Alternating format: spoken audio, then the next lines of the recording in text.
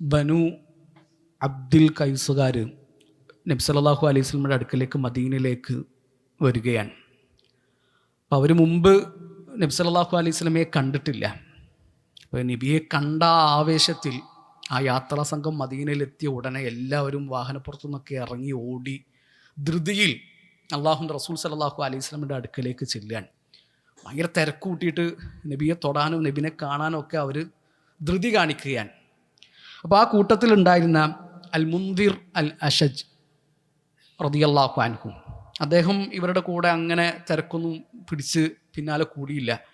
വളരെ സാവകാശം അദ്ദേഹത്തിൻ്റെ വാഹനപ്പുറത്തുനിന്ന് ഇറങ്ങി യാത്രയുടെ മുഷിഞ്ഞ വസ്ത്രമൊക്കെ മാറ്റി നല്ല വസ്ത്രമൊക്കെ കൊടുത്തിട്ട് സാവകാശം അള്ളാഹുവിൻ്റെ റസൂൽ സല്ലല്ലാഹു അലൈഹി വസല്ലമയുടെ അടുക്കിലേക്ക് വന്നു. അപ്പോൾ മുൻദിർ റളിയല്ലാഹു അൻഹുവിനോട് നബി സല്ലല്ലാഹു അലൈഹി വസല്ലം പറഞ്ഞു, ഇന്ന ഫീക ഖുല്ലത്താൻ, മുൻദിർ, നിൻ്റെ അടുക്കൽ രണ്ട് കാര്യങ്ങളുണ്ട്. യുഹിബ്ബുഹുമുല്ലാഹ്, ആ രണ്ട് കാര്യങ്ങളും അള്ളാഹു ഇഷ്ടപ്പെടുന്നുണ്ട്. അൽ ഹിൽമു വൽ അനാത്ത്. ഒന്ന് ആ സാവകാശമാണ്, കാര്യങ്ങൾ കണ്ടറിഞ്ഞ് ചെയ്യുന്ന ആ ഒരു സാവകാശമാണ്.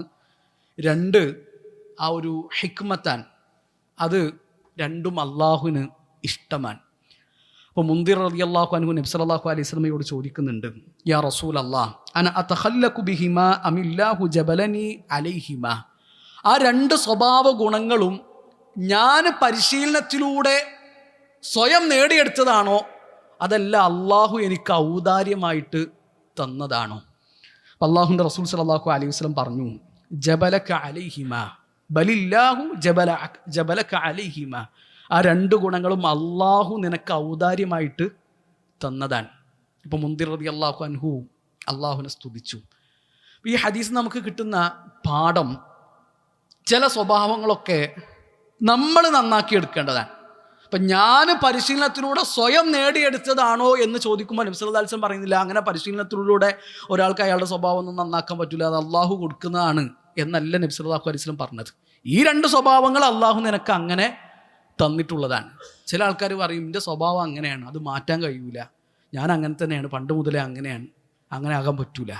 ചില സ്വഭാവമൊക്കെ നമ്മൾ തിരുത്തണം, ചിലതൊക്കെ നമ്മൾ മാറ്റുകയും ചെയ്യണം. ഇപ്പം നബി സല്ലല്ലാഹു അലൈഹി വസല്ലമയുടെ അടുക്കൽ വന്ന ആളോട് പറഞ്ഞില്ലേ, എനിക്കൊന്ന് ഉപദേശം തരണം, ലാ തഗ്ളബ്, നീ കോപിക്കരുത്. വീണ്ടും ചോദിച്ചു, ലാ തഗ്ളബ്, നീ കോപിക്കരുത്. അല്ലേ, ദേഷ്യം വരും എന്നുള്ളത് മനുഷ്യന്മാരുടെ പ്രകൃതിയാണ്. എന്നാൽ ആ ദേഷ്യത്തെ പിടിച്ചു വെക്കാൻ പറ്റണം. അത് പരിശീലനത്തിലൂടെ കൂടി നേടിയെടുക്കാൻ കഴിയുന്ന സംഗതിയാണ്, പ്രാർത്ഥനയിലൂടെ കിട്ടുന്നതാണ്. നമ്മൾ ആരെങ്കിലും സ്വഭാവം നന്നാകാൻ വേണ്ടിയിട്ട് പ്രാർത്ഥിക്കലുണ്ടോ? ഏറ്റവും നല്ല സ്വഭാവത്തിൻ്റെ ഉടമയാരാണ്? ഇന്നക ലഅലാ ഖുലുഖിൻ അദീം കാന ഖുലുഖുൽ ഖുർആൻ. അല്ലാഹുവിൻ്റെ റസൂൽ സല്ലല്ലാഹു അലൈഹി വസല്ലമയുടെ സ്വഭാവം ഖുർആനാണെന്ന് നമ്മുടെ ഉമ്മ ഐഷ ബീവി പറഞ്ഞത്. നിങ്ങൾ ഏറ്റവും നല്ല സ്വഭാവത്തിൻ്റെ ഉടമയാണെന്നാണ് നബി സല്ലല്ലാഹു അലൈഹി വസല്ലമക്ക് ഖുർആൻ സർട്ടിഫിക്കറ്റ് കൊടുത്തത്. ആ നബി സല്ലല്ലാഹു അലൈഹി വസല്ലം പ്രാർത്ഥിച്ചിരുന്നു, അല്ലാഹുമ്മ ജന്നിബ്നി മുൻകറാത്തിൽ അഖ്ലാഖ് വൽ അഅമാൽ വൽ അഹ്വാ.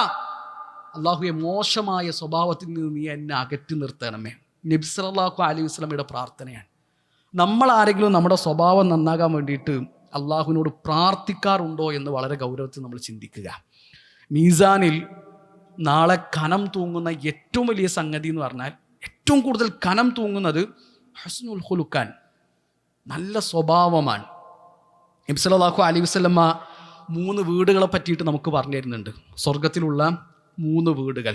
അന സഈമുൻ ബിബൈത്തിൻ ഫി റബദിൽ ജന്ന. സ്വർഗത്തിൻ്റെ താഴ്വരയിൽ ഒരു വീടിന് ഞാൻ ജാമ്യം നിൽക്കാം. ആർക്കാണത്? ലിമൻ തറക്കൽ മിറാ വ ഇൻ കാന മുഹിഖാ.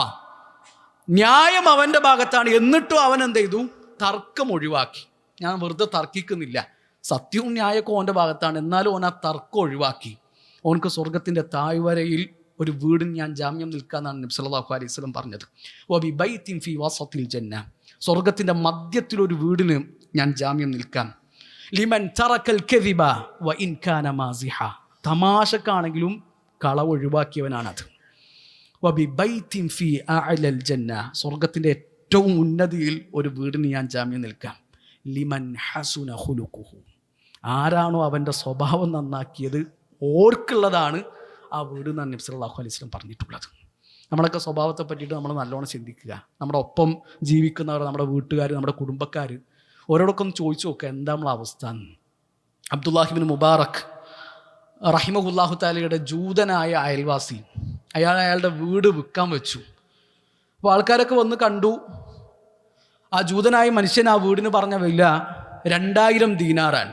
അപ്പോൾ വന്ന ആൾക്കാരൊക്കെ പറഞ്ഞു ഇതിപ്പോൾ 1000 ദീനാറിന് തന്നെ തികയൂല. 1000 ദീനാറൊക്കെ ആണെങ്കിൽ ഓക്കെയാണ്, 2000 ദീനാറിന് ഈ വീടില്ലല്ലോ. അപ്പോൾ ആ ജൂതനായ മനുഷ്യൻ പറഞ്ഞ മറുപടി എന്താണെന്നറിയോ? നിങ്ങൾ പറഞ്ഞത് ശരിയാണ്, അൽഫുൽ ഇദ്ദാർ, 1000 ആ വീടിൻ്റെ വിലയാണ്. വഅൽഫുൽ ലിജിവാരി അബ്ദുല്ലാഹിബ്നു മുബാറക്, 1000 എൻ്റെ അയൽവാസിയായിട്ട് അബ്ദുല്ലാഹിബ്നു മുബാറക് ഉണ്ട്. അബ്ദുല്ലാഹിബ്നു മുബാറക്കിൻ്റെ അയൽവാസിയായിട്ട് നിങ്ങൾക്ക് ഇവിടെ താമസിക്കാൻ പറ്റും, അതിനാണ് 1000 ദീനാർ എന്നാണ് ആ ജൂതനായ മനുഷ്യൻ നൽകിയ മറുപടി. ഓരൊക്കെ മുസ്ലിങ്ങളായിരുന്നു. ഇസ്ലാമിൻ്റെ സ്വഭാവവും ഇസ്ലാമിൻ്റെ നിയമങ്ങളും ഇസ്ലാമിൻ്റെ പെരുമാറ്റവും നമ്മളൊക്കെ എത്ര പാലിക്കുന്നുണ്ട് എന്ന് വളരെ ഗൗരവത്തിൽ ആലോചിക്കുക. അള്ളാഹു നമ്മുടെയൊക്കെ സ്വഭാവം നന്നാക്കി തരട്ടെ. പെരുമാറ്റങ്ങളിൽ സൂക്ഷ്മത കാത്തു സൂക്ഷിക്കാൻ അള്ളാഹു നമ്മളെല്ലാവരെയും അനുഗ്രഹിക്കട്ടെ.